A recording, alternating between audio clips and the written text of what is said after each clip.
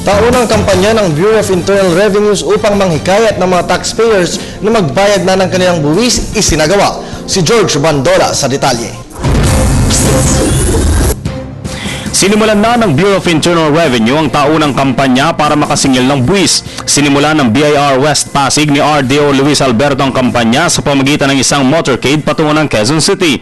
Mula sa Pasig, dumaan sa mga establishmento ang motorcade kasabay ng paghihimok sa mga taxpayers na magbayad ng maaga at ng tamang buwis.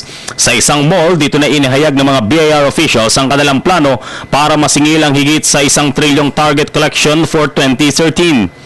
Ito ay kick-off na tinatawag namin traditionally ho. Yearly namin ginagawa to para ipaalala sa mga taxpayers na malapit na ang filing season na dapat ay maaga pa, magbayad na sila ng tamang buwis. Alam mo naman kapag huling araw na, medyo makapal ang tao. Pangalawa, hindi.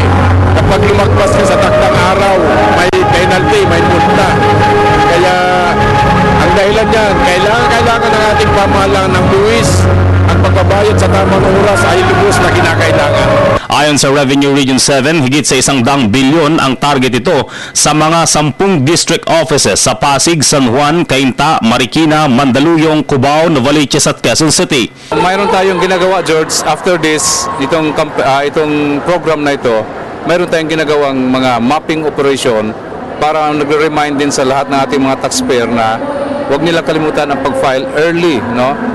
Kasi yun ang experience natin palagi na nagpo-file sila sa deadline. Nahihirapan tayo, nahihirapan din sila. So, mayroon tayong mga gagawin after this one.